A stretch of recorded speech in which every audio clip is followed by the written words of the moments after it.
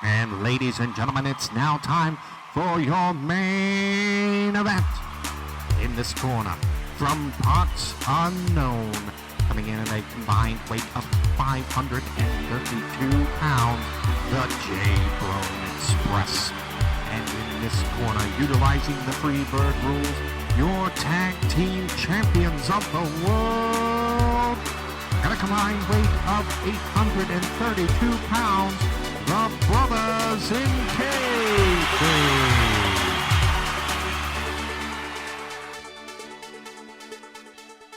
Ladies and gentlemen, boys and girls, welcome to the Brothers in Kayfabe podcast. I'm Jake, one of your three brothers in Kayfabe. Although we're being brothers is a work, we're basically shoot brothers at this point. To my right, the newcomer to the territory, Mr. Triple J, Jimmy Jackson. What's going on? Man, I just want to start this week with just one. Woo!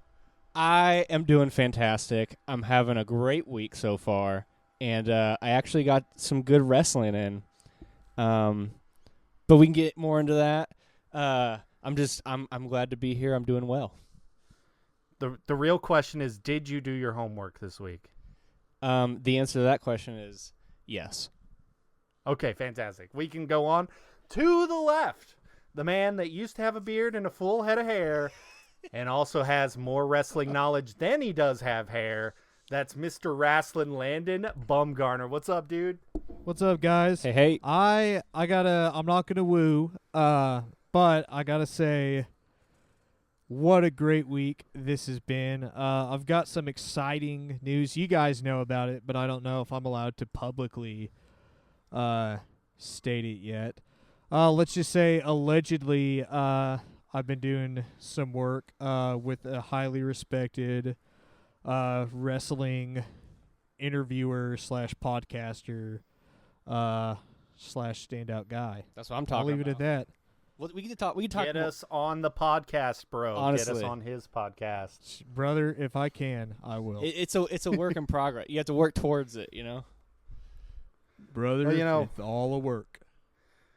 Well, it is all a work. It is all a work. You got to put in the work to make a work, if that makes any sense. It totally does. If I've learned one thing in my short time watching wrestling, it's everything is a work. Everything is a work. That should lead us into one of my discussion points here in a second. But don't forget to rate, review, subscribe. We're on Spotify. We're on Apple Podcasts. We're on Google Podcasts. We're on your old BlackBerry phone that you might have in your drawer. I think we even can be listened to on an old Nokia, the ones that you change the face plates. So, I will say, go listen to us, guys. I reached out to our old pal Vern Simmons this week. Oh my gosh, how's he doing? He could be doing better. Him and Keel are having a hard time. Good old Kinzer, the infamous one, having a hard time with this quarantine. I feel like Go ahead. I was just gonna say I feel like Vern is the most susceptible to coronavirus out of anyone I know. I think so too. According to Kinzer, he's had it at least 7 or 8 times back to back. Because Kinzer had to use all of his money to pay for all of Vern's masks, and they got lost in the mail, so now they're using Vern's credit card. But Vern did notify me through a very broken tweet that he has been listening to us over ham radio, and I don't think that's even possible. But somehow he has been. I have been, broadcasting over a old AM Just on radio. the open airways, baby. I just put it out there. Just sending it out. I'm sending it into space. I'm trying to, if there are aliens out there, I want them to hear Brothers in Kayfabe podcast. So, that might be on me. I love it. But, guys, we're a little late on actually recording this week, but, life has happened around here. It has. And what's been going on? What's the scoop, the big wrestling scoop from you guys? Well, I'll go ahead and start if you don't mind, Landon. Go for it. I got a couple things. One is I watched some WWE this week. I watched NXT. which basically nothing exciting happened. I don't know. Except for, I will say, Dexter Loomis, who is one of my favorite wrestlers, he came out as the surprise tag partner of Velveteen Dream and destroyed the Undisputed Era, which made me very happy because if they're going to start pushing Dexter Loomis, I'm going to start getting really happy and excited about that. The other thing I want to say is, did either one of you watch the Triple H 25th anniversary celebration on SmackDown? I did not. I watched some bits and pieces here and there. Okay, Vince McMahon gives a speech, and I legitimately, like, I've always thought that man is out of his mind, but Oh, totally. no, this speech he gives, literally at the end of it, Kaylee turns to me and says, "What was that? What in the heck was that?" Because it's gibberish, and he basically, like, the whole gag was like, Vince saying, he basically was saying, like, Triple H and Shawn aren't funny, and they haven't drawn anything in their entire lives, and to shut the lights off. And then he awkwardly walks, like, I'm talking like after that promo with Edge, where he, like, awkwardly walks away. Do or die. Exactly. He walks backstage. Some more David Lynch, Vince Dude, McMahon. yes. He walks backstage like that, and then they literally shut the lights off in the Performance Center, and that's the end of the show. Made no sense whatsoever. You guys have to watch I'm gonna it. have to go watch this. It's incredible. I mean, it's so bad. They, like, FaceTime Ric Flair, and, like, they do a bit where Ric Flair's, like, so touched by Triple H that he starts crying. And, like, I don't even know. It's just bizarre. I did see one part of that. I did see Triple H trying to hug Shawn Michaels, and Shawn literally pushes him away and goes, "Hey, social distancing. I love you. Well, Don't touch." the best part about that is that he says, Shawn right before that says, "And if you're not down with that, we got 2 words for you." And Triple H hugs him. And the whole gag was that the 2 words were social distancing. I love it. Yeah. I love that. I will say, I liked one of my favorite clips I saw was Triple H going to do his patented water Yeah, stint. dude. Yes. And then the tech guy just walks by and just snags the water bottle from him while he's got the mask on. It's so yeah, and he gives that, like, what just happened look. Yeah. Like, it's so good. Okay, and so that was weird. I did watch something that we should talk about. I watched one older match from the Attitude Era. okay. As you guys know, I've been, like, ripping some DVDs and just sort of, like, Allegedly. I own what is ripping? I don't know. What is ripping? I own physical copies, so We don't know. It's not illegal. I own the physical copies. It's fine. So I've been taking these things, and as I've been, like, ripping them, I've kind of been watching through some things that I have, and there's one match. It's on a Rock DVD. It's The Rock versus Kane on Raw in 1998. And Okay. it's September 14th, 1998, if anyone wants to go look it up on the network. I think I made Landon watch this match like a year ago or something. It's really, really good. And it also sort of combines the fact that Undertaker and Mankind come in at the end of the match to interfere. So you have The Rock, Kane, Undertaker, and Mankind all in the same segment. And it's very good. And it just made me think, like, how crazy it is that there was a time and I know, like, people who have watched wrestling sort of it's not too far off for them, but for someone who didn't grow up in the Attitude Era, like, watching that stuff, watching those 4 heavyweights in the ring together is pretty insane. Yeah. And it just feels like, are we ever going to see a time when there's that many stars that are that over in one company? And again, I hate to be that guy, but the thing that comes to my mind is AEW. It's like having the elite, but at least in WWE, I just don't know if you're ever going to have that many people who are that over, like that, who are that main card and that like over. On that topic, did y'all hear the rumor that WWE is about to be sold? To Disney. No, to ESPN. To ESPN. Well, I saw the tweet from Dirty Dutch. Yeah. Which I have no idea if that is true or not, right? Like, that can't be. It can't be, but it sounds right. Like, they were trying to sell their pay-per-view rights earlier this year to ESPN and Fox, and now there's a rumor that ESPN and Fox are both bidding to actually buy the company. Like, I mean, that would be that would be insane, right? If that happens, like, Vince McMahon isn't going to be the person making those decisions. Well, so that's what my roommate and I were talking about this last night. It's interesting. I am going to lean on the side of caution. Right. Because I think if it's going to happen, it'll be one of those things where it just comes out of nowhere. Right. And it's like breaking news, like the WWE has been sold. But it makes you wonder, especially, with an ESPN or Fox, or super especially with Disney, you got to wonder what their corporate takeover looks like, to where it's like, because we've seen, especially with Disney, it's like, hey, we're going to sell you all the rights and everything. Like, you own it, but we still get creative input. And it's like, as soon as they take over, it's like, psych, you actually don't. Right. So it makes me wonder, like, and the WWE does a lot of good, but it's like, why does a pro wrestling company or sports entertainment company have a philanthropy department?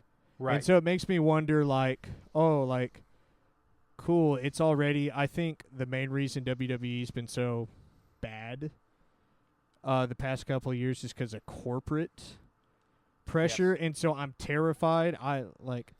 Obviously WWE's not that good right now. There's some highlights here and there, but it's like, yeah, I'm terrified of the day that they do sell, because I don't want more of a corporate takeover, if that makes sense. What do you guys think? Well, my thought on it is, you have guys that are waiting in the wings, like, could be huge megastars.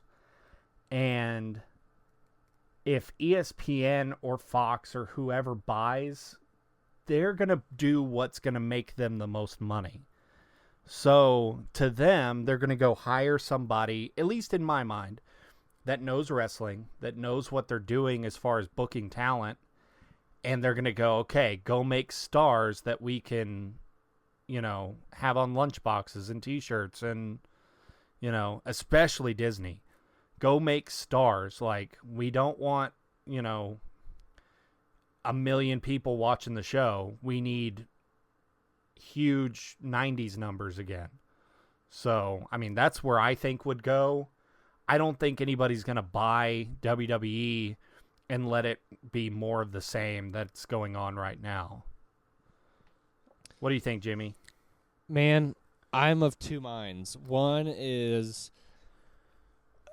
what is the thing that not everyone, but like, that at least we always say to each other, right? Like, WWE is not going to change unless Mr. Vince McMahon gets out of the way, right? Right. And so part of me is like, this might be great. This might put it in a situation where it's not going to be such a big deal, or it's not going to be like all Vince McMahon making the decision. Right. The other part of me thinks it's a tragedy if Vince McMahon wasn't booking wrestling. Like, there's part of me that just like,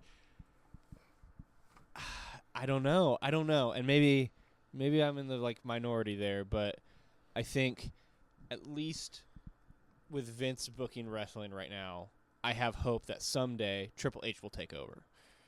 And you know what I would love? I would love if WWE were to, and I could see this happening, like Vince being the evil genius he is. Hear me out on this. I would love to see WWE sold to Fox or ESPN, and somewhere in that agreement is Shane McMahon essentially takes over the Vince McMahon role behind scenes. And all of a sudden, like, Shane's the one booking, like, Shane, like, we don't necessarily need him on TV, but, like, have Shane, like, continuing that legacy. And it's like, hey, like, Shane, watching WrestleMania 8, like I talked about a couple of weeks ago, there's a part where Shane McMahon comes out and he's trying to, like, calm talent down as it's going. It's like, you have a guy who has been working behind the scenes since the since the late 80s, early 90s. Yeah. Like, and has been with WWE through their peak, versus like Triple H and Stephanie really didn't come into power until the end of the Attitude Era. And so it just makes me wonder, like, what would a WWE led by Shane versus a Triple H and a Stephanie look like? I'd love to see it, but it's never going to happen. That's how I feel. Vince is never going to love his son as much as he loves his daughter. As much as he loves his son-in-law. Yeah. Oh, Triple H, that's my real son. Oh. Yeah. Well, that's why Shane, go jump off of a helicopter. We'll see if you can earn my love that way. That's why Shane has to jump off things to prove his love to Daddy. Yeah. And then he goes to the back and he goes, Dad, how do you feel about that? Weak. Yeah, I mean, I don't know. But anyway. I think, like I said, I think it could be really interesting if someone bought the WWE. I am slightly like, what does it mean for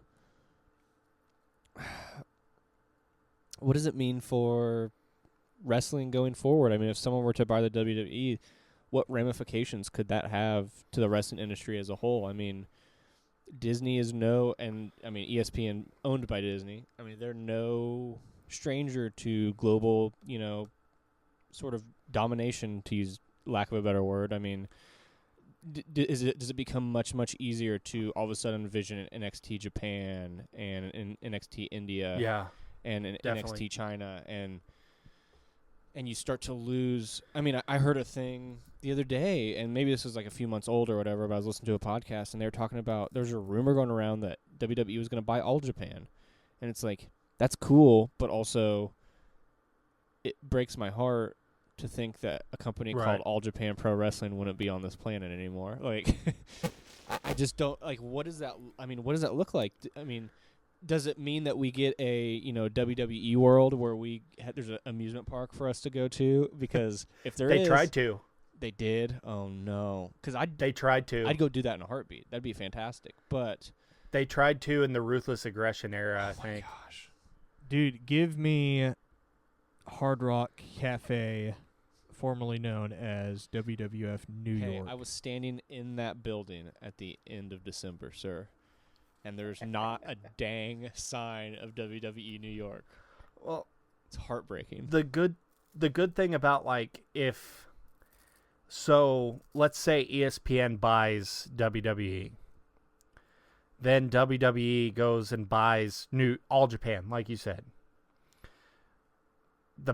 The great thing about that, it sucks that All Japan disappears. They might keep the name, being that it's not Vince making that decision. Then they've got two brands that they can market. But the best thing that comes out of that is the video library is all of a sudden available. I mean, I'm not mad about that. If you put up All Japan stuff on the network, I'd be happy. You'll see, go ahead. You'll see All Japan on the network just like you would see WCCW and Mid-South and all these other territories. Yeah. Go ahead, Landon. Yeah, it's like a couple of years ago when there were all the super ramped up rumors about, some possible new tiers coming to the network, and one of it was like, what if we offered Ring of Honor's tape library, and if we, had Evolved, or if we had Impact on there. And it's like, it's one of those things, like, it's sad to see other companies eaten up just because there's less opportunity for talent to be developed in a non-WWE NXT mold. But then at the same time, as a selfish consumer, it's like, dude, for $10, if you tell me now I can go back and watch Impact when they were good, I will absolutely go back and watch that. If I get to watch my boy Sting and Abyss in a raise the casket to the ceiling match, absolutely. You're definitely not wrong. I guess I'm just a little.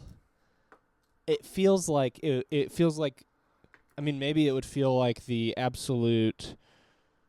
It would be our version of the territories dying. It's like WWE being bought and McMahon's not in power. It's too corporate feeling. It just doesn't feel right. It just feels like, WWE presented by Disney. Frozen 3, WrestleMania presented by Frozen 3. It's just like there's something weird about this. Like, I don't know, but it is interesting. The last point I'm going to make about, because they'll obviously do it under the ESPN brand or, whatever. But if Fox or ESPN, and we're talking about Fox, we're not talking about Disney Fox. If they buy WWE or any wrestling company for that matter, they're going to present it as sport. It's not going to be sports entertainment anymore. It'll be more presented like New Japan Pro Wrestling, where it is a sport. Because they don't want, miscarriages and, stupid storylines. They want sport. Which I'm totally into. But and I'll say, I think, go ahead. I was just going to say, I think my fear is, could you do a sport version of WWE and still keep the people that I want to see? That's the tough thing. And I think Fox running SmackDown, well, not running SmackDown, but having a lot of say in SmackDown has been a good example. I think that's why since they moved to Fox, SmackDown's been far superior to Raw. And they've done it well to where, they're highlighting their strengths a lot more and hiding their weaknesses a lot more, which is good. And you bring up a great point, Jimmy. I love the idea of it being referred to as pro wrestling and presented as that way. One of the best things I've ever heard is about wrestling post kayfabe being broken. Shout out to Sheiky Baby and Hacksaw. Is just this idea of we don't have to tell people it's real, but we sure don't have to tell people it's fake. Totally. Don't openly break it on air. Because here's the thing with reaching masses, I don't think pro wrestling, since kayfabe's been broken, will ever reach the masses like that again. Versus love him or hate him, like Vince Russo, he said, I'm not writing a wrestling show, I'm writing a TV show, and there's merit in that. Obviously, not everything under that umbrella is going to be 100%. Same way, not everything under a fully, pro wrestling, real sports show is going to be. The thing where, AEW started out with, hey, all of our wins and losses are going to matter. But it's that's already been flubbed up in the first year to where it's well, what about this? Well, that one didn't count. Or, well, this one didn't count because it wasn't on AEW TV. It was on a pay-per-view, or it was on After Dark. So I think Fox has done a good job of balancing that, because there's those larger-than-life characters are always what's going to bring in your money at the end of the day.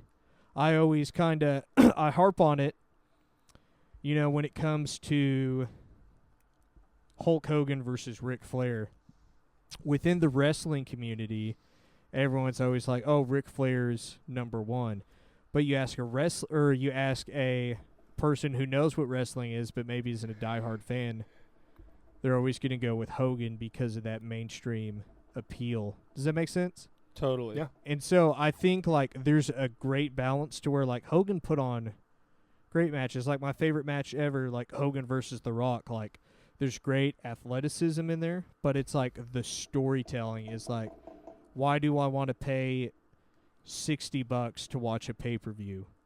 Right. because I know Rock Hogan's going to be something amazing versus like, man, like I'd rather like this match will be good, but I'm probably just going to wait till someone uploads it onto YouTube. Totally, and I think the positive through all of this is if it was presented more as sport, you could have sort of those longer story elements because, like you said, we don't know that we all know that kayfabe's broken, whatever.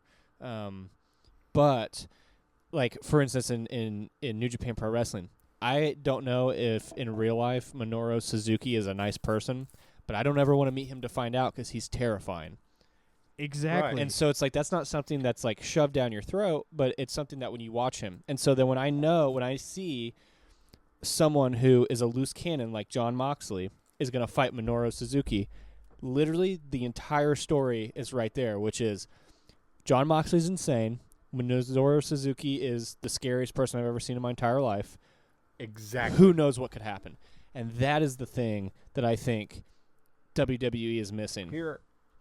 Here is your booking strategy. Do y'all remember when Pacquiao fought Conor McGregor? Mm-hmm.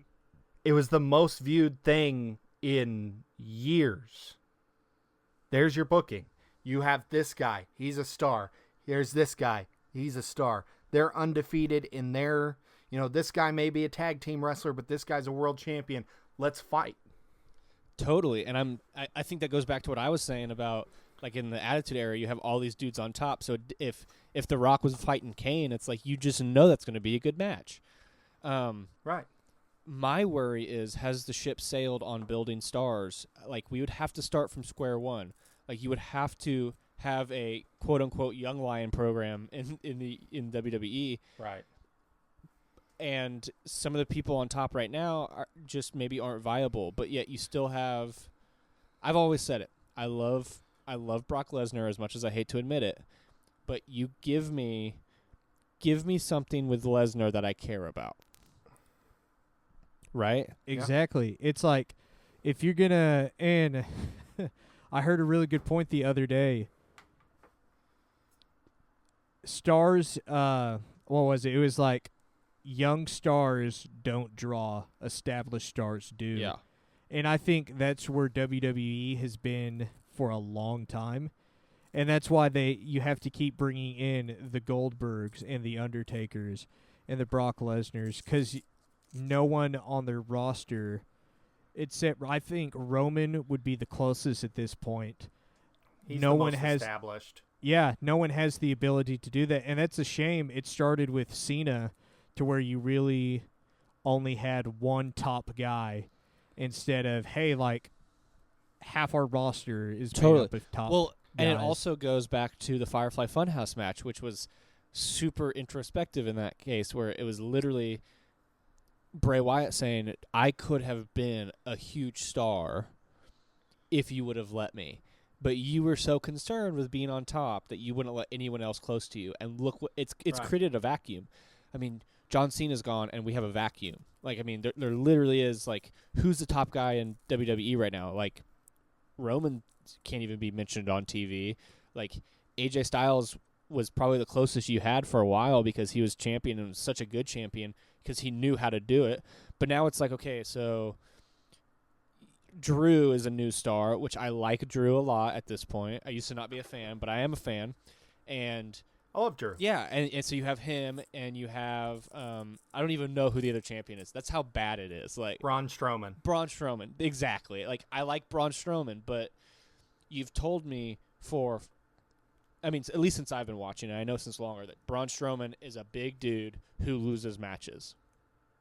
Exactly. Yeah, he's the new Bray Wyatt. That's the story. They've made him not matter. Exactly, and that's the thing. Is like every time WWE decides to book something, they're like, what's the thing that people want to see? Oh, Goldberg versus The Fiend. Without thinking, well, we can't have Goldberg lose because it's probably in his contract that he can't lose at this thing. So, and then you can't have The Fiend lose, so what do? You book yourself in a corner. That's how you get Seth Rollins and Bray Wyatt at Hell in a Cell.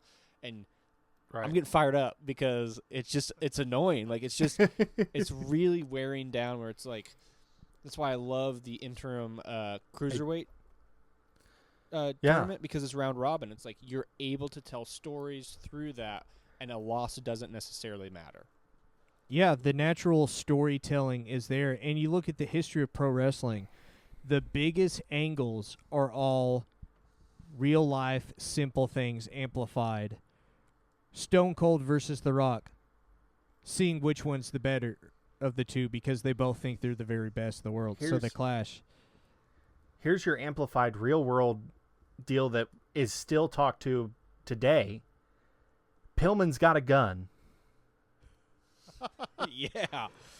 Dude, hey, I'm just saying Stone Cold showing up to Pillman's house and wrecking guys inside of a kiddie pool and then walking in and they cut the camera. Like, corporate sponsors would never let anything. And I feel like they've tried, like, when I first started wrestling was the Samoa Joe AJ Styles feud where Samoa Joe was like, I'm going to your house, AJ. But like they've tried to do that thing over and over again and it just doesn't pack the same punch. I think I don't know. I feel like for instance, in AEW, I know I'm a mark for AEW, but I'm not going to stop. So people get over it. Like Moxley's whole deal was like they stabbed him in the eye, right? And he got to wear a really cool eye patch for a while.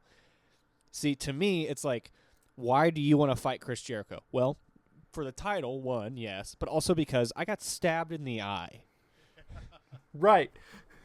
There's real world stakes there. I don't have to have a thing where it's like, oh my gosh, whose kid is it? Rey Mysterio or Eddie Guerrero? Which is not bad, but I'm just saying, like, it starts to get so convoluted and messy that you start to lose. It's muddy. You start to lose simplicity, which is, I got stabbed in the eye and I want to beat this dude up for it. It's like, yeah, if I got stabbed in the eye, I don't want to beat someone up for it too. Like, it goes to like what we were talking about last week, to where it's like how few real heels there are. It's like, give me back the days where grandmas were cussing in front of their kids because of the heel in the ring who just called them a dirtbag or old. One thing I love is I heard me and my roommate were talking about this, is this idea of, are there too many, and the thing about WWE's creative is no one will ever really know what's going on except for those that interact with it, to where it's like, okay, is Vince in full control? Does he have final say? How much say does Triple H and Stephanie have? Why are there 8 to 10 writers at a time? And most of them, if you look at the WWE corporate website, you don't have to have any experience with wrestling. All it says is like, hey, like you have to have 5 to 7 years of writing for network TV. And it's like, I understand the creativity side, but it's like, I'm not going to tell someone who doesn't know how to promote music to promote music for me. The same way you're not going to we're not going to bring someone who doesn't know a thing about Star Wars to write for Star Wars, or someone who knows like comic books not to write for comic books. Like it doesn't make sense, but for some reason in WWE that's absolutely totally they hire soap writers. Like it makes no sense, but I mean, we've been on this tangent and Jimmy still has some more wrestling that he watched this week that I know he wanted to talk about. So well, yeah, we can talk about that let's get back on track a I'm just bit. saying WWE bought by a corporation. I'm interested to see where it would go. I'm not convinced that it's going to happen though. Me too. Okay. Me too. Okay. So I did my homework that I was tasked with. I watched John Cena versus Rob Van Dam at One Night Stand 2006. I've got this feeling deep inside. So one of a kind. So okay, I have a few things to say. First, about the room. I've never seen a room that's that hot. Landon's holding up the DVD to the screen right now. Yeah, I love it. Okay, I've never seen a room that's hot in the history of any wrestling I've ever watched. It was absolutely bonkers. I didn't watch the whole pay-per-view. I just watched that match because that's what I had time for this week. But yeah, oh gosh, okay. Room was hot. The entrances both were fantastic. Cena's walking in, just with the belt held above his head, like he's ready for war, and that's amazing. Like really convincing, where he's like he doesn't want to be here, but he knows just has to get in there and do what's done. RVD was just completely over the moon ecstatic to be there for ECW, like Right. And I'll go ahead and say, like, at the end of the match when Heyman comes in to count, like nothing made me happier. Like watching him with this, it's perfect. he like runs and he's like Rob, and he just starts like counting. I was like, yes, yes. Okay, the crowd was on fire. They hated Cena. The whole gag where they were throwing his shirt back into the ring. Oh, man. Beautiful. Because I put myself in that situation, and I literally was like, I'd keep that shirt. But I think if you were in that room, if I was in that room, you do not keep I that think shirt. if I was, You're going to get I would have shivved. died. Exactly. And so that was the like fun part. Okay. The chants were out of control, obviously. I loved it. The match itself, this was something that I want to talk about. I thought it was a fantastic match. I've always liked RVD, everything I've seen from him. John Cena is one of those guys that I don't know a whole lot about, in particular, like his wrestling career. But watching this match made me realize, like, is John Cena, like, actually, like, a pretty decent wrestler? Yeah, he is. Okay. Yeah, he is. He's in the Hogan spot to where he knows he doesn't need it. Yeah. And the problem was his finish is the same every time. It's off the ropes, into a forearm, 5-knuckle shuffle. Guy comes up, fireman carry, slam. That's it. 1, 2, 3. I mean, I have to say, watching this match, I really enjoyed watching both of those guys wrestle. And I can, thinking about, how the business actually works, like, I wonder if RVD and Cena had a fun time doing that match. I have to imagine they did. And I have to imagine Cena probably, I would think, really enjoyed the role he played. I mean, he was definitely the heel that night. And that's not something that he did a lot of, or has done a lot of. Obviously, he did, the Doctor of Thugonomics thing, but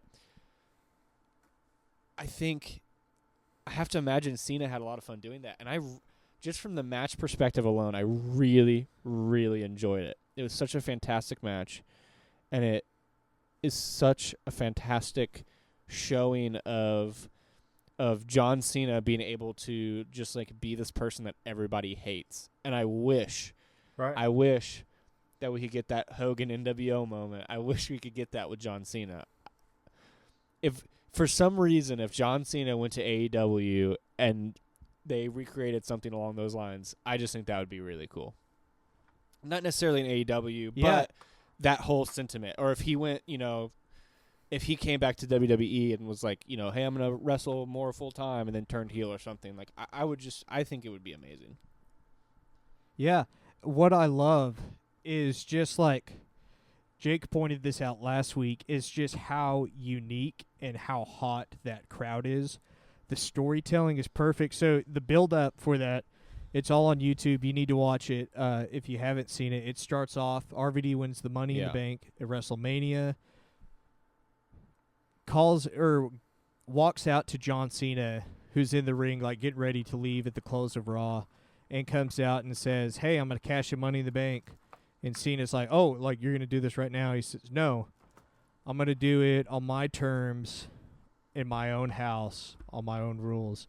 And they use that to announce, like, ECW One Night Stand coming. And so there's this build-up of, like, RVD's like, hey, like, be clear, like, going into this, Cena, like, you are enemy number one. Like, everyone's going to be against you. Yep. And I wrote a paper about this next part in high school. We had to, it was like one of the like end of instruction things where it's like write 5 to 7 pages about courage. And so I wrote about me being a mark.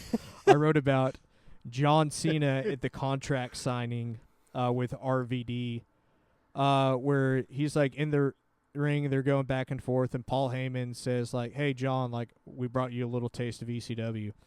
And all of a sudden all these ECW legends start like pouring down, like walking down through the crowd into the ring, and they surround him. And Cena's like, well, like, if I'm going down fighting, and starts like swinging at RVD. And so it's like having just that natural storytelling of like he knows he's going, like you said, Jimmy, like he's going to battle, he's going to war. And it's like, it's the simple things of that is like, hey, like, I don't like you, I'm going to take your title. And like, if you want to keep it, good, but like the deck's completely stacked against you. And I think Good luck. Exactly. And I think it really, it goes to show that like an unclean finish, right? Like obviously there's some shenanigans that happened. Like it didn't make Cena look weak. It you still like, and that's the thing is like, you have like, for instance, Seth Rollins and Brock Lesnar at Mania last year, and it's like, okay, he hit him with a low blow, of course he's gonna win, you know, and then you're just like, okay, well, cool, like that's how you beat Brock Lesnar or whatever, like no big deal. But with this, it felt like, okay, we want RVD to win the belt, we want Cena to feel strong. How do we do it? And or even, you know, going to the Hell in a Cell, Seth Rollins, Bray Wyatt, like they tried to do a similar thing and it backfired. And I think this was a great way to do that.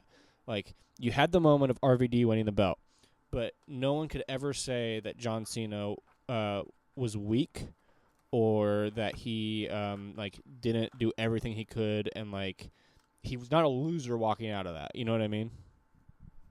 Yeah, they had it set up to where, boom, now we have a reason for you to tune into Raw, and then for the debut episode of ECW. Because what they did is like, okay, like we have RVD's Homecoming, and then we're not going to say his name because for people who haven't watched the match, you need to.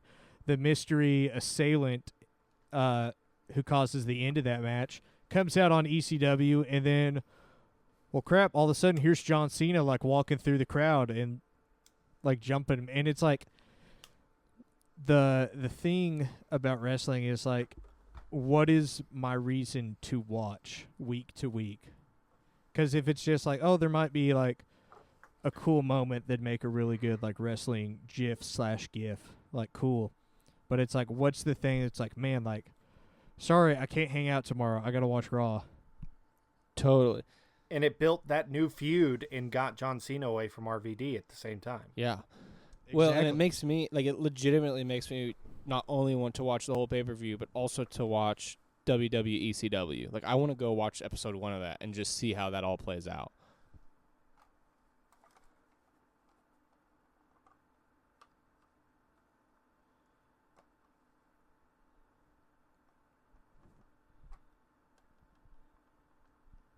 But I just go ahead. I was just gonna say, yeah. It just makes me want to. It just makes me want to see how that all plays out. But yeah. Well, that's what I watched this week. Jake, what did you watch this week? I didn't watch a lot of wrestling. I didn't. I'm gonna be completely honest. I watched a little bit of ROH. Nothing wrong with that. Something they put up. They put up Adam Cole versus Chris Hero for the strap in a Ringmasters Challenge match. Have y'all ever heard of one of these? No. Okay. I know Landon's nodding at me. He knows what it is. So for those that don't know, a Ringmasters Challenge is technically 3 matches in one. And it was made by Jim Cornette upon my looking it up. Of course it is, because that's not killing the business, but jumping off the top rope is. Well, so there are 2 falls to start the match. The first fall, you have to pin your opponent. The second fall, you have to submit your opponent. Okay. Okay? And it works like an Iron Man match at this point. So you have your first fall. Okay, Adam Cole scores the first fall. Chris Hero scores the second fall. So once you get to those 2 first falls, if necessary, it goes into a 15-minute Iron Man match. So now it's just like, how many falls can we score in these last 15 minutes? I haven't finished it yet, but I do know that, which is great, Chris Hero gets a quick pin on Adam Cole. Adam Cole then gets disqualified for another fall in the Iron Man match. He lays him out with a foreign object. I think it was with the title. And they're like, what are you doing, Adam? Like, you just disqualified yourself, but the match keeps on going because it's Iron Man. And that's when that, like, chicken crap smile comes on Adam Cole's face. He's one of the people that can do it the best. And he immediately scores 2 quick pins on an incapacitated Chris Hero. Oh my gosh. Because Chris Hero's just laid out on the mat, and it's like, okay, so we're tied up. Now we see what he's doing. He's knocked him out with the foreign object, and like the psychology of that amazed me, blew my mind when I watched it. It was like watching wrestling for the first time again. Dude, I gotta say that, like, I love that, and I hate that they don't use that more often. Because Right. when I play wrestling video games and I do an Iron Man match, that's what I do. I always take the DQ and then get those quick pins. Because it doesn't matter how you get a win. It's Right. just the matter All you gotta that do is get one. pins. Right. So, I watched AEW for the first time. Shout out. Got cable for the first time in my adult Dude, life. congrats. So, I'm now DVRing AEW. I haven't watched this week's, but I watched last week's. And I haven't watched last week's, but I heard it was pretty good. it was good. I mean, Dustin Runnels is one of the best workers on the planet right now. It's amazing how he is like a fine wine, has become so much better in age, and like he's at the top of his game, and he was in a retirement match. Like, what is going on? He, what did I hear? He is the same age that Dusty was when he took over WCW booking. Right. And it's crazy because they look just alike. It's freaky. You know, like if you added, I don't know how many pounds to Dustin. Enough. I'm not gonna make a guess. He would look just like Dusty Totally. Rhodes. Like, it's creepy. But you know, that was some of the wrestling I watched. AEW is great. But for some reason, my entire week revolved around the Montreal Screwjob in some way. Like, I was listening to podcasts, and all of a sudden I hear about Montreal. I'm watching YouTube, and all of a sudden there's these videos about Montreal. So I've got to ask y'all, after hearing certain things, do you think the Screwjob was all orchestrated by Bret Hart to make him look like the ultimate babyface? Yes. Landon, what? Yeah. I'm still gonna say no, and I'll explain that in Okay. a little while. Okay, go ahead, Can I Jimmy. just say real quick? I just saw there's been another release from WWE. Curtis Yeah. Axel. I just saw that. R.I.P. Anyway, sorry. Back to here's what I think. I think that Brett wanted to stay at WWE. I Right. think that they inked that deal. Everything was going to be great. I think Vince wanted Brett to stay at WWE. And I think the numbers just didn't work. And so Right. he said, you know what? We tried. I'm sorry. But on your way out of here, let's do this thing. And I think the only people who know in this entire world are Bret Hart and Vince McMahon. I don't think Shawn knew. I don't think Bret's wife knew. I don't think anyone knew. I think that they completely orchestrated it, and Vince made it very clear that, like, whatever, because here's my point. Here's my point. if it wasn't a work, if it was a shoot, why did the cameras stay on Brett when he was spelling out WCW? Right. Why did the cameras zoom in on the loogie on Vince McMahon's face? I don't know. And that's my thought is, I think he wanted a certain dollar. Vince was like, I can't give you that money. And both of them were like, I want you to stay here. I want to stay here, that whole deal. I think what the idea was, they create their new top heel, Vince McMahon. They create the most over babyface in wrestling. And he goes, okay, Brett, we're going to do this. And it's going to be the talk of the wrestling community for years.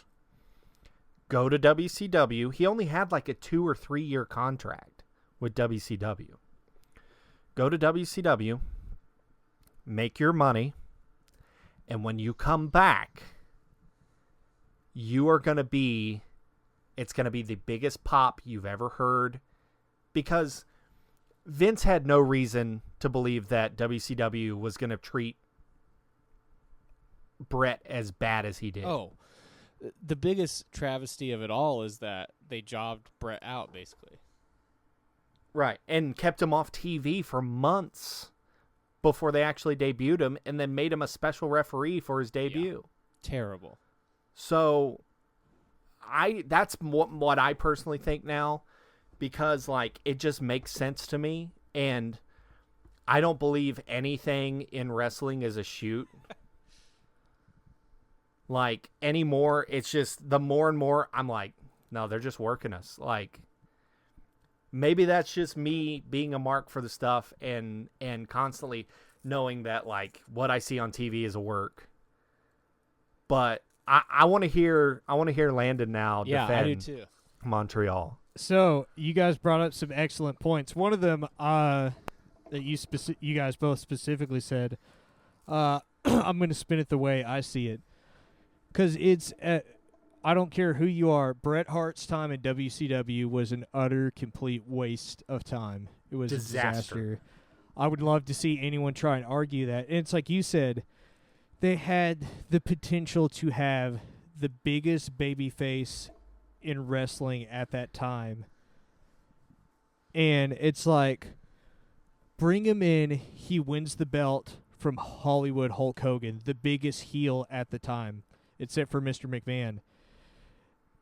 He comes in, does absolutely nothing, becomes the special guest referee, and then just flops around in mediocre fashion. Eventually wins the title. By that point, who cares about the WCW World title? Right. And then eventually gets the career-ending concussion and stroke. And then he's gone, and it's like, well, cool.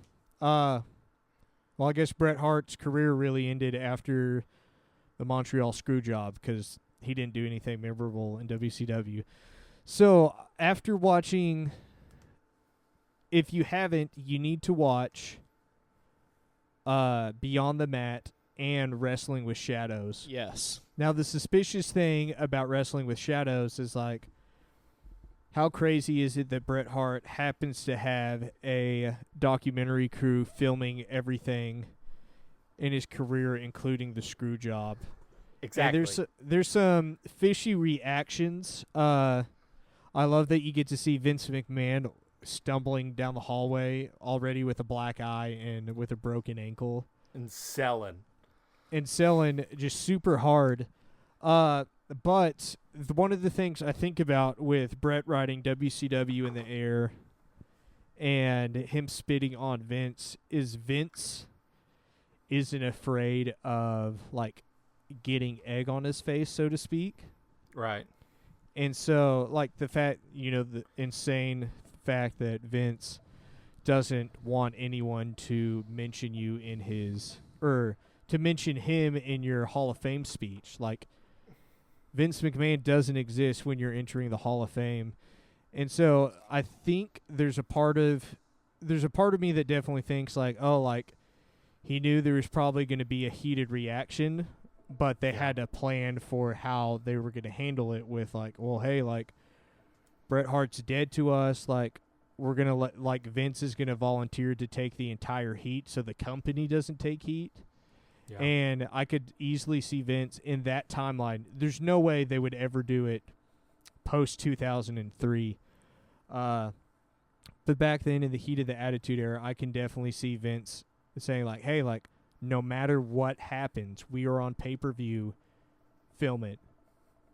Like, if a shoot fight breaks out, film it. Like, if he starts destroying stuff, film it, get that. That is our content that we're going to use for this. So that's my only thoughts in this, just because it's hard for me to give the WWE enough creativity to be able to pull off something that elaborate. They've done stuff close. But I think at this point, and just the people involved, I don't think, I don't think the people involved with it would all have kept quiet by now. Right. That's why I think it was just Vince and Bret. It could be. What I want to happen is, now that Gerald Briscoe is no longer with the WWE, first of all, I want him to move back to Oklahoma. But second of all, I want him to, like, do a tell-all, like, shoot interview. Right. Gerald, if you're listening, I got the guy perfect for you to sit up and do a shoot interview. But it's like, I want him to be like, okay, like, hey, I don't work for Vince McMahon anymore. The screw job is just a work. I've had to keep it quiet. Landon, like all these, you need to hit him up over Twitter and be like, let's do a podcast. Don't tempt me. Dude, his... Landon his over here is Instagram, about to become the new Conrad. I want to be better than Conrad. Boy, I want to be the new Court Bauer. There you go. But yeah, that's anyway. that's my thoughts on the Montreal Screwjob. Well, I mean, I think it's something that we won't know the exact truth until Bret is on his deathbed. Like, I could see Bret, like, getting ready to gasp his final air, and then he just goes, the screw job was a work, and then dies. So, like, or it's like in his will, at his will reading. Well, I happen to own a DVD called The Montreal Conspiracy. Oh, I'm sorry, the Montreal... Yeah, I want to watch that. You were showing me that the other Montreal day. Theory. It comes with 2 discs. Disc 1, the official story, and Disc 2, the theory. So I'm just saying, we got to get in on this and watch this, see if anything else pops up for us. So are you saying that we need to do a watch along of that and the Wrestling with Shadows? Yes, 100%. Okay. I think we do. Landon, what wrestling did you watch? That's what happened with my wrestling week, so I gotta be honest. I haven't really watched much wrestling this week. I've listened to a ton of wrestling interviews this week due to a certain potential career change this past week. But I will say I've thought about wrestling a whole lot this week. It makes me, like, I was so excited to hear your take on One Night Stand RVD versus Cena Jimmy. Like, I was like chomping at the bit, and it just makes me think. And it goes back to what our big tangent earlier about give us reasons to watch, and just thinking back on moments in my life to where it's like, not even like, I knew wrestling was a work my entire fandom because growing up in an anti-wrestling family, it was like anytime it was on TV, someone would walk by and be like, it's fake, right? Why are you watching it? It's fake. It's like, well, like, why are you breathing right now? Hey, all movies are fake, but we still watch those. Exactly. Dude, politics are fake, and we still, like, we wrap our entire lives around it. But I couldn't help this week. I would get on YouTube and just watch certain moments that I watched as a fan that drew me back in, if that makes sense. Like, not necessarily like, it wasn't like, oh, Kayfabe's alive. It's like, no, hang on. Like, okay, like I'm watching because I want to see how this plays out tonight. And I for sure want to know how it goes down this Sunday or next week and see what the consequences are. Totally. And it's like, I can't think of the last time I really got moments like that in modern wrestling. There hasn't been a whole lot. I mean, One Night Stand was definitely one of those. I think like the most I can say is that that's what AEW has been like. When last year when they were just doing pay-per-views before Dynamite started, I literally could not wait till the next time that they did a show because I wanted so badly to see what was going to happen next. Who's going to debut next? Right. Who's going to be like the secret, person? Like after Moxley came out at Double or Nothing, I mean, it's just like all bets are off. Especially with those over-the-budget battle royals. Oh, totally. Like, they were the best. They have to do one at the end of this month, right? They need to. Go ahead, Jake. I remember watching the first one at All In. Like, we had that big bachelor party for me, and we watched All In, and, like, that was the night I became a Jordan Grace fan, because she was in the over-the-budget Battle Royal, and, like, completely took it to all the dudes in the match. And for a second, I was like, is she about to get an ROH world title shot? Like, but just some of the people that they draw in, you're like, I never thought in years I would see that guy on TV or that girl or whoever. And it's like, that's what AEW is kind of turned into, is like, what are they going to do next? At least for me. Yeah, and they've done I think you guys hit the nail on the head with their pay-per-views are so good about that.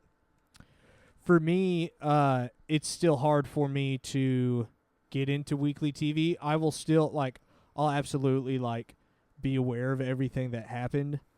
But it's, it's really hard for me to, sit down and be like, okay, I can consume 2 hours of modern-day pro wrestling on weekly television, if I that get makes that. sense. That's why AEW makes it really easy. That's why I DVR it and fast food through everything I don't want to see. Dude, I this sounds bad, the wrestling historian in me hates this, but it's having the ability to start shows later and fast forward through the stuff. I love it because pay-per-views are most WWE pay-per-views are an hour long now to me. And I love it. And I long for the day when there's nothing skip-worthy. Going back to, and I feel this way about the UFC. It's okay, you might have one attraction on the card that's worth watching, but it's what happened to the days where it's opening match, New Age Outlaws versus the Headbangers. It's cool, that's gonna be a cool match because everybody's established. Or it's whoa, here's Gangrel versus Big Boss Man, or here's, Tajiri versus Jerry Lynn or something. Just whoa, there was something on the card for everybody, and you could find something about every match because everybody was unique, if that makes sense. I think it goes to say the difference in times that we're living in, which is the people who are on top now have been on top for so long. The obvious one is Roman Reigns. He's been around for so long. But, you think about how fast things moved in the Attitude Era. There are so many things that were constantly popping up that were new that people cared about, Right. Yeah, and to, even go back to, just this idea of we need more star power. And it's I don't know, just all across the board. Whenever you watch, every match on the card should feel different, and it's like my biggest my biggest gripe with AEW and WWE. Like, you can ask people around me, like, I am cool if I never see another 6-man tag in my life, because it's like there's always one on AEW, and if there's not one on Raw, there's definitely one on SmackDown every week. Right. And it's just like, that's cool, but it's like, I need more substance. Like, the bad thing about TV with wrestling is like how much filler there is. Yeah. Yeah. And so it's like, I don't know, like, does that mean, like, is it better?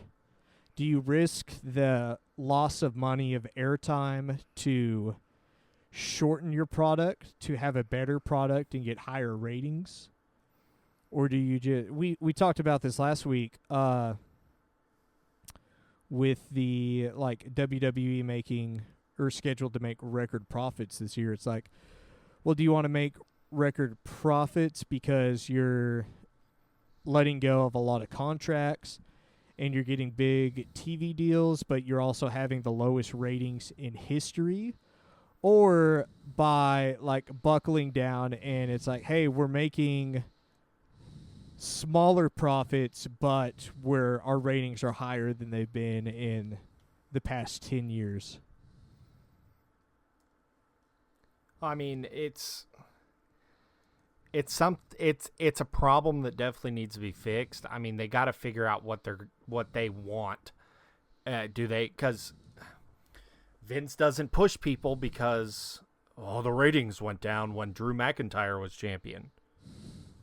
And so, what do you want? Do you want ratings or do you want profits? Because supposedly you're having all-time high profits. That should show you that Drew McIntyre is a good champion. But you also have, low ratings. So what do you want? Like, do you want high ratings? Do you want record profits? Do you want both? Then, I mean, they need to start pushing people and making people, like we said last week, training wheels. Get rid of the training wheels. Like, they got rid of the training wheels in the Attitude Era, and look what happened. Let me ask this question. What happens when Brock Lesnar retires from WWE? Then we're going to get guys like Carlito and Chris Masters brought back in. Like, I'd say Shelton Benjamin, but he's already there. Like, this would be the time, like, when Brock Lesnar and Goldberg and Undertaker and Cena are gone, then it's like, oh, crap. Man, we don't even have Batista. Okay, we're going to bring back Dolph Ziggler. Or it's like, we're going to bring back, like, the thing is like, they're running out of star power that's effective to use. And it's like, I love them bringing back part-timers when they're used well. Right. Like, we talked about this, like, oh, like, the Raw reunions are cool, but it's like, I'm tuning in because I want to see those people. Why can't I see them more often? Like, maybe with the $4 million they shelled out, or they saved by cutting talent last week, it's like, why not use that to bring in somebody for X amount of appearances? Maybe even it's strictly TV. Like, hey, we're going to use that $4 million to bring in, say, obviously we can't probably do Rock and Stone Cold for that price. But hey, what if I told you we could use this legend? Right. For this. Like, hey, Ric Flair's going to be general manager again, because he'll do anything for money. Right. Or it's like, hey, Hulk Hogan's going to be the commissioner and he's going to come out on TV every 4 weeks or something. Or he'll be backstage at the pay-per-views to talk to people. It's like, WWE's proven they're not afraid to shell out the big money for star power. So it's like, why not? There's a difference between oversaturation and being strategic. Well, I mean, and that's a problem because they've painted. You say let's use that $4 million to bring in whoever. They shouldn't have to bring in anyone. They should be spending that money developing the talent. That's what NXT's for. Developing the talent into stars instead of developing talent in NXT and they're over like Rover in that building and then bring them to Raw and go, and now, Chad Gable, you're Shorty G. No, use them. There's that huge disconnect, and it's like my fear with NXT is like really since about 2016 you saw it NXT shift from being like developmental meets indie to being fully indie Right. to where like they're viewed as the third brand, and it's like I think everyone in NXT has no problem putting on quality matches, but it's like you need those larger than life personas that Right. are going to attract. Like that's what like Dexter Lumis, Rick Boogs, Killer Cross, Keith Lee, those kind of guys, to where it's like, hey, they can make you money. Give them the opportunity to make you money, so it's not like, oh, well, like we can keep doing Johnny Gargano versus Ciampa again, or we can do Killer Cross versus Brock Lesnar, or like, hey, who's going to dethrone Goldberg as champion? Dexter Lumis, and he's going to zip Goldberg up in a body bag and drag him off. Two Right, words. like- 2 words. Matt Riddle.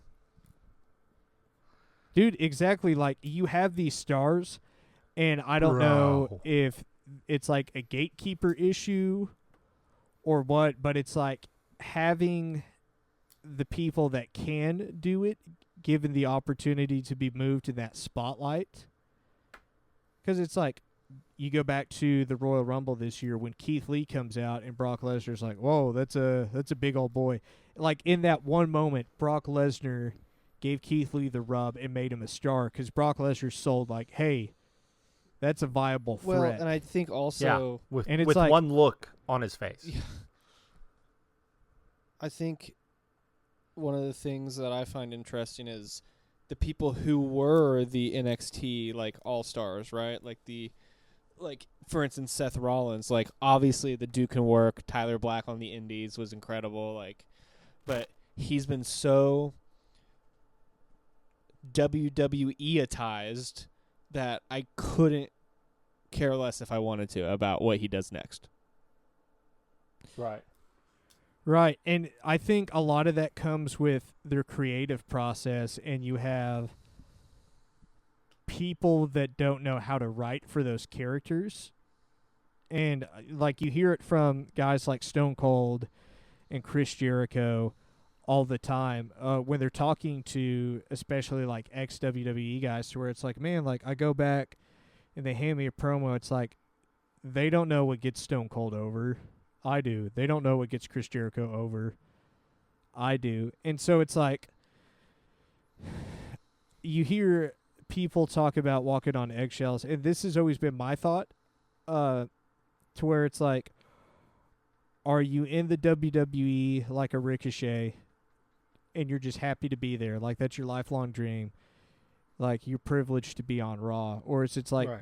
I'm here in the WWE and like I want to be at the top. I don't want to be at the bottom. And it's like, take those risks that get you in trouble, to where it's like, okay, like I'm supposed to do this for a promo out in the ring live.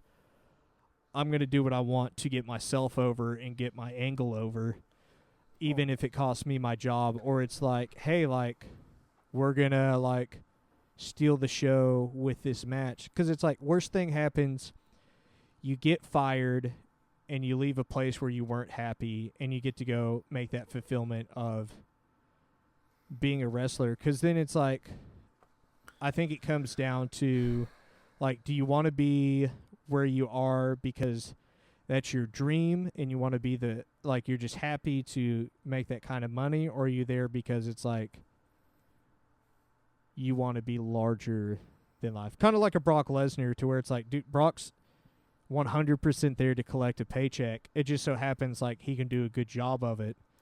But it's like he's willing to put people over. Yeah, versus like when the WWE and Brock Lesnar disagree, like Brock Lesnar's not going to go to AEW because he wants to prove himself or like he wants to go there and be on top. He'll go there if they shell out the same amount of money that WWE was. Versus like somebody, and I love him to death, like in EC3 or a Zack Ryder, Kurt Hawkins, to where it's like, man, like why am I like I didn't come to WWE to sit and be paid. It's like I want to do what I've wanted to do my whole life, and that's be a wrestler. Like I want to be a superstar. I mean, it's gotten to the point where you don't come to WWE to be a wrestler. You come to WWE to collect a paycheck or because it's been your biggest dream in your whole life. Yeah, like I think that like with AJ Styles and Shinsuke, AJ's done a way better job, but it's like the end of your stage, come to WWE, make as much money as you can and retire. Like Shinsuke, like everyone online is like, oh yeah, he's just like an old guy who just wants to surf and he's just getting as much money as he can before he spends the rest of his life surfing. And he doesn't have to work as hard. Totally. Yeah. Which it's like if you're in that stage of your career, awesome. But it's like you think of guys like imagine somebody like a John Cena or even a Roman Reigns, to where it's like, hey, like I'm not gonna like speak up and ask for a shot to do something. I'm not gonna be like with John Cena, it's like, hey, like I'm not gonna Stephanie heard me freestyling and she wants to know if I can do this on TV. I'm not going to push for that because I'm only going to do what they tell me to do.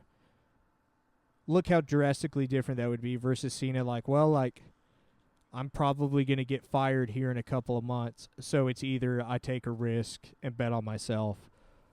Right. Or just like, okay, cool. I mean, that's what it is.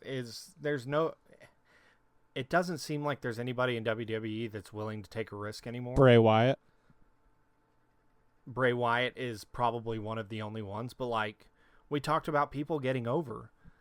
I was all for Braun Strowman taking the strap for a long time. It was like that 4 dude years ago. Yeah. And then like at the height of his power, tag team with Nicholas. Like, yeah. I mean, it's just, we end up ragging on WWE. It's only because we love this company, and like literally, I'm wearing a WWF hat. Right I mean, now. I think like we want it to be totally. great. I think for me, you know, I try to stay positive about things. I try to stay positive in the sense of, like having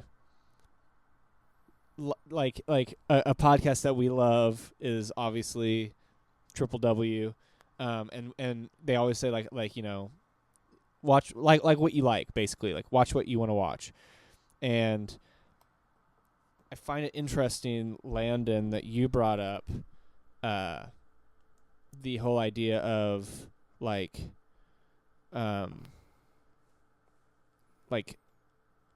or maybe it was you, Jake, who said like you don't go to WWE to be a wrestler anymore, right? And I right. Yeah. That's what I said that a little and bit so ago. I think it's super interesting. My wife is a wrestling fan along with me, but she's mainly watched AEW stuff and WWE stuff. And there was a little bit there that we were watching like Total Divas and stuff like that together just for fun or whatever. And she looked at me like not a few days ago and said, were the Bellas really bad at wrestling? And they were for a long time. And I was like, well, yes. Yes, 100%. Unless you're corporate WWE, so, yes. Well, I mean, they were bad for a long time, and then at the end of their career, they got good. They didn't become Charlotte and Becky Lynch and all these hot workers that are out there now. No, but like they were better. Yeah, and so I like definitely was like, yeah, and like she was a fan of the Bellas, I think still is, and is, coming. I think she'd probably like, yell at me for even talking about this or whatever, but whatever. Not really, but she like has coming to that realization of like, oh, like I'm a fan of them, but that doesn't mean they're a good wrestler. But I think that's what WWE allows. I am still able to be fans of people who aren't great wrestlers. And I will say I will give WWE credit in that. I really, really enjoy that part of it because sometimes there's people who aren't great, and I just want to see them go out there and do their thing. For instance, like a Big Show. Obviously, he's not the best wrestler in the world, but I enjoy that. So that's my counterpoint to that is that I enjoy. Sometimes I enjoy the WWE-ness of it all. I mean, this guy is personified right here. I'm holding up a Hulk Hogan. Landon, I know you got to go. Do you want to go ahead and give your plugs, and we'll yeah, I will. We'll start I wrapping gotta this jump up for you because I gotta go make some towns real quick via the internet. Amen. But Jimmy and Jake, they're gonna take you guys home in a little bit, but I'm gonna go ahead and jump in and do my plugs. So, hinted about it. I've got some exciting news in regards to a partnership I'm kind of in the midst of setting up with a really well-known guy in the wrestling interview world, and I hope that soon I can go public about it. Maybe find a way to interview him or get him on Brothers in Kayfabe. Oh, man. Maybe, but I just want to say to any of you listening, like, hey, like we're three guys who wanted a good wrestling podcast, so we created one. And if you're somebody who wants to start a podcast, you can reach out to me. All of my social media and my email is LandonBumgarner@gmail.com. Landon Bumgarner on all forms of social media.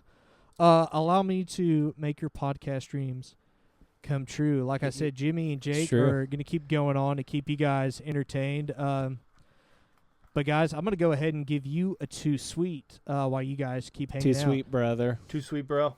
See you next week, boys. You keep going. I just want to. Well, but like what I was saying, we talk about bad wrestlers. Like, oh, do you have something for Landon? I was just going to say real quick that the whole idea about making your podcast dream come true is true because he did it for my wife and I with our podcast, which I'll plug at the end of the episode. But he literally went from having no podcast now to two podcasts in like the span of a week. And I couldn't be happier. So hit Landon up if you need something, for sure. And here I am on my fourth podcast, and Landon has been integral to all four of those podcasts. I will also say I listened to an episode of Simply Technical today, which was one of Landon's other podcasts that he works on, and it's very good stuff. I need to listen to him. Very good stuff. Like you were talking about, like sometimes we just need to watch a bad wrestler do their thing. Absolutely. And like Hulk Hogan was a bad wrestler. Yeah. But he was a great entertainer, and there's room for that. We can't all be Daniel Bryan and CM Punk and these incredible workers that bump all over the place and can make everything look like it's a 5-star classic. But like as a wrestling fan, we've got to accept better than what we're accepting right now. I agree. I think. Like, don't get me wrong. I'm playing a little bit of devil's advocate with it, but I do think that that there are parts of the WWE program that I enjoy, which is sort of some of the silliness. But there should be higher quality. We should demand higher quality as fans, and I think a lot of fans do, and I think I'll go ahead and say it that if WWE was making consistent quality programming that was really, really good, I think AEW probably wouldn't have happened in the way that it did. Because I mean, I'm sure everyone who's listening, if you haven't heard the stories, I mean, it's literally, I mean, there was the legend goes that the Young Bucks and Kenny Omega were sitting in a room together, and they were going, well, I guess this is it. I guess we're signing to WWE, you know? And when another opportunity presented itself, they were able to go do that. But it's just, I'll put it this way, which may be kind of weird as a wrestling fan, but if I could just watch WWE programming and get everything I personally need out of wrestling, I'd be happy. Like, I'd be happy. Too. Like, I want to like what they're putting out, and I like some of it, but I just think, and maybe this all goes back to that whole idea of like corporation buying WWE. Maybe it would do good. Maybe I don't know. I don't know. I'm conflicted, Jake. I'm conflicted. I don't think it would be a bad thing. I mean, like I said, if a sports company buys WWE, you're going to have a more sports oriented product. I'm not saying they're going to get rid of everything because it's not sports, but like because there's room for everything in wrestling. And like you said, if WWE was being consistent and like, hey, it's not 5-star Matt Classics, Meltzers all over the place, but every show is enjoyable. Yeah, sometimes we get a spot in the show that's just like, whatever. But like, if it was back to where you had to tune in each week or you missed out. Yeah. Like, I'd be happy. Now, I know that's a lot to ask, but like, shows get canceled if they aren't that way. At what point do you think there's a reason why Lost got canceled? Hey, watch it. Watch it. Hey. There's a reason why The Walking Dead should be canceled, Right. because like 4 seasons ago, it just got to, hey, what's going on, guys? Oh, look, a zombies over there. Yeah. I think we should go deal with this dude. That's like, why I think, and this is this is a much larger conversation. I am a fan of storytelling when it is done to its finest, which I think storytelling done to its finest is, we have an idea. The end of that idea is this. We're going to get there by doing A, B, and C, right? Instead of, got to take them on a ride. right. Is like, right. we got to swerve Right. every 3 seconds or whatever. But, for instance, one of my favorite comic book series of all time is Tom King's Mr. Miracle. I think it's fantastic. Yeah. And it was a story that he knew he was going to tell over 12 issues, right? It's the same thing with wrestling. Right. If you have a thing of, hey, we're going to build up this star and he's going to get the belt from this person because we have, long-term storytelling. Batista, Triple H, last year's WrestleMania. That was perfect long-term storytelling in my eyes. Like wasn't the best match in the world. It wasn't, the most exciting build even, but you started it at SmackDown 1000 and you were able to go and have that experience of telling that entire story, which was great. Well, look at this. Like, look at, so CM Punk walks out, right? And that whole situation, it ended up being long-term storytelling. This wasn't where they were going, but like, sometimes the world aligns and things work out perfectly how you want them to, and you didn't even tend to get there. So Daniel Bryan gets screwed by the Authority at SummerSlam the second he wins the WWE title. He just overcame everything. He's the WWE champion. He's the new star. Triple H pedigrees him. We're off to the races. Then they dump the storyline. For whatever reason, I don't know. They go with, Daniel Bryan has a long beard. He should be with the Wyatts. They all have long beards. So does Daniel Bryan.